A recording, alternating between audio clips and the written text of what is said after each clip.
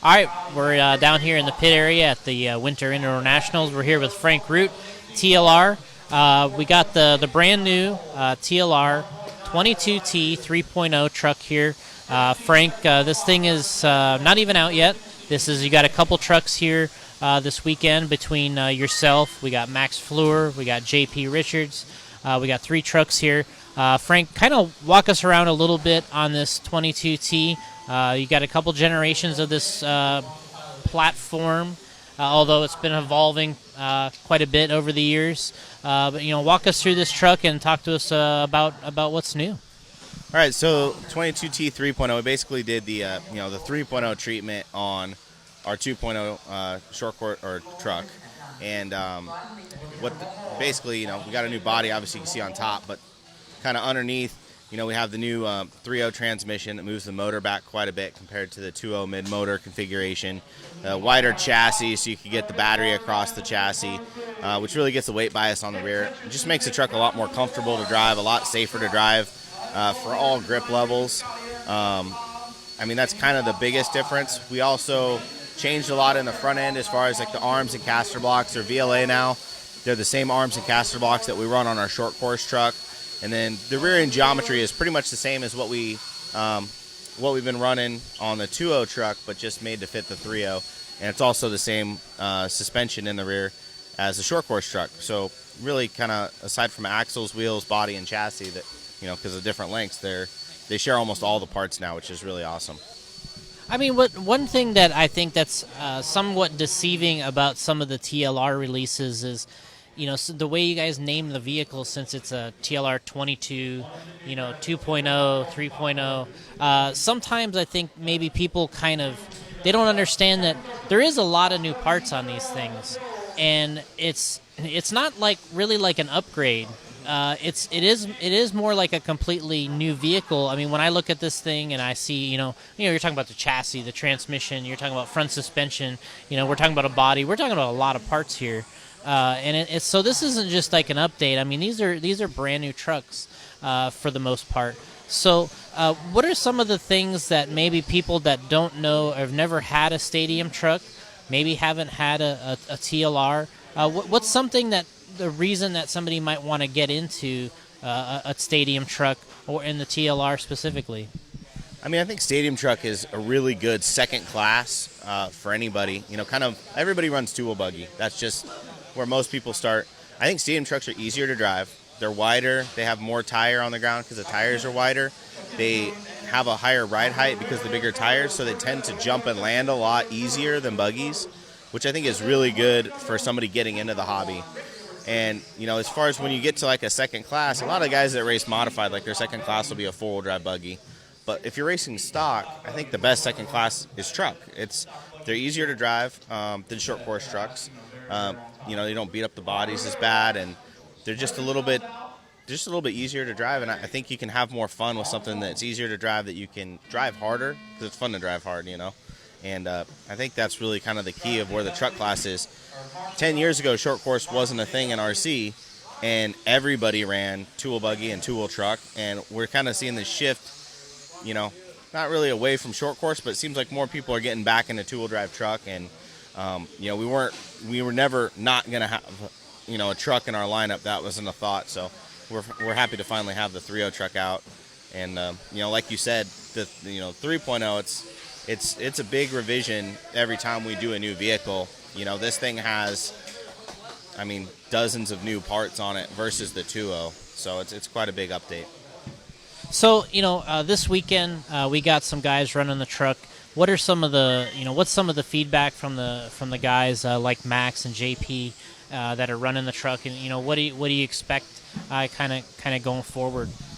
The truck was really good in testing. We've had just a great balance, and that got us a good kit setup. And Max and JP both started with the kit setup. They just followed the instructions and got going there. And I asked Max when he got here, he got to run a little bit last week. How was it? He's like, actually, it's really good. And it's just kind of carried over through how we've been running this weekend. We're tweaking on things here and there. It's a little bit different grip level of a track compared to what we normally run on. So we're running a little bit softer as far as spring and oil, and just, it is new, so we're kind of learning little things here and there that each driver likes better, but they're both running really strong. I'm running pretty good with my truck, and I'm happy with it. But it's been really positively received by everybody who's driven it so far. So for somebody that might be looking forward to this guy coming out, what are we looking at time frame wise, and for these actually to start shipping? Yeah, so the date that we've had is October. It's February 23rd, so we should be seeing these rolling out in the next week or so. It's really not going to be too much longer. What do you think's going to happen when Dakota gets behind the wheel of this thing? I mean, the guy's kind of a monster on the track. He's a beast out there. He's probably won mod truck at the last, 2 of the last 3, or I don't even know what the numbers are, but he's won mod truck at the Nationals many times in the last 3 or 4 years. But what do you think it's going to look like when he gets behind the wheel of this thing? I mean, honestly, I can't wait. It's always exciting to see Dakota drive the cars, because whatever the car can do, Dakota will make sure that the car does that, and then usually a little bit above and beyond. So I know how good the truck is. I'm really confident that he's gonna amaze us all, with what the truck can do and what he can do with it. So it'll be exciting. Kind of going into so at this point we're sitting on a TLR. We got the 3rd generation version of the truck. We got the 3rd generation buggy. We're on the 2nd version of the 4-wheel drive car. What's kind of the future down the road? I mean, this kind of wraps up a project for you in a sense, and you wrap up your short course 3.0. I know you guys don't like to talk about it, but what are you kind of foreseeing down the road, and what's something that somebody might want to look forward to? Yeah, I mean, so for the 2-wheel drive platform, we did 2-wheel drive buggy 3.0, short course 3.0, truck 3.0, and we usually go back to the buggies. Usually leads off the next generation. So that's something that we've been looking into and working on. And I think we have some parts we've been adding to our cars, and those are parts that we don't want people to have to add in the future from the kit purchase. And we're working on stuff, but nothing I can really get into specifically today. How do you see this factoring in down the road? We kind of went. I'm not saying full circle, but we've gone through the different track conditions with the indoor clay. We're here running greens indoors, but down the road, it's the carpet, the AstroTurf stuff is it's here. It's hard to say if it's here to stay in the United States, but it's definitely more prevalent than it's ever been. How is that taking shape, and what do you see kind of adding to your lineup that might help with that, those conditions? Yeah, I mean, carpet's really growing. I mean, obviously it's completely taken over Europe, and you see more tracks popping up in the U.S. It's a lot cheaper to get a carpet track going, and it's a lot less maintenance, and that's really been appealing to more track owners lately in the U.S. I think it's fun to drive. I'm always going to kind of be partial to dirt or clay myself, but it's definitely a good form of racing, and it's good that it's here. I don't really think it's going to go away. I don't know how much more it's going to grow in the U.S. Time will tell.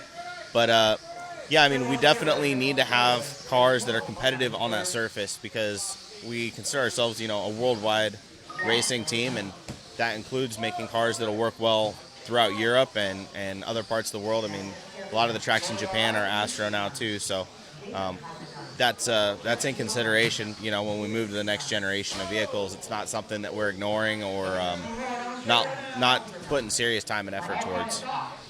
Okay, kind of to finish off here a little bit, we got when you're doing these testings that you're doing, just so people kind of know, what is the testing? Where do you guys like to test at, and what's kind of the test team look like? It's yourself, and what is the driving in the guys that are kind of behind the scenes here that you kind of, I guess, would like to thank as part of the team? Yeah, so we do a lot of our testing at OCRC, but mostly SDRC these days. It's just a little bit easier to get down there, a little more private, and so we do a lot of running at SDRC. There's a couple tracks that are a little ways away from where we're at, but you can get to Ricochet RC or 702 in Vegas and run carpet there. So those are most of the tracks that we run at. We obviously we use our whole network of team drivers to test parts whenever we can. So they're using their local tracks.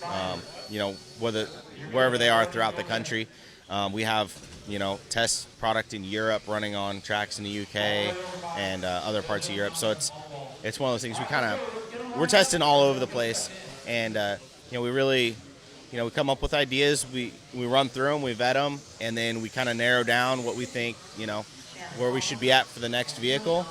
We design the parts around that geometry, and then we start getting the parts, and then we kind of almost start over again with that testing and really narrow down the kit setup. So I do a lot of the test driving, but when we kind of get in the window, that's when we bring in a team driver. Whether in the past it's been maybe Dustin a little bit. Now we do a lot with Dakota. Tanner has done some testing for us, and Max and JP. So JR obviously, and we do a lot of that testing with those guys and communicate with them back and forth. Mike Mellon's our engineer. Brian Nunez is our engineer that does all of our bodies. Todd Hodge is my supervisor, and we really work as a team, I think, between the four of us with Brian Kinney, and so 5 of us, and we really kind of, it's not just what I like, it's what our customers are going to like, and the more hands we have on it, the better cars we can come out with. So all 5 of us put a lot of work into it, and every decision on the car isn't taken lightly. We spend a lot of time and effort on it and try and make the best car for everybody. So that's kind of the team. Okay, well, give us a wrap up here of your sponsors, the people you want to thank, and for getting out here this weekend, and maybe just a general wrap up of your support team.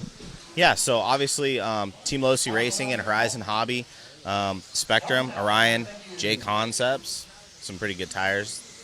Yeah.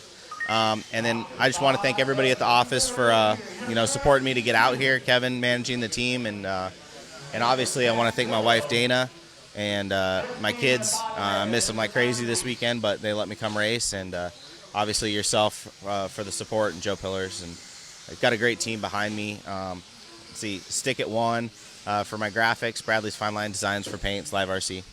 So. All right, Frank, great job, and good luck this weekend, and I really like the truck. Looks cool, man. I like the body, and I appreciate you taking the time with us, and good luck. Awesome. Thank you very much.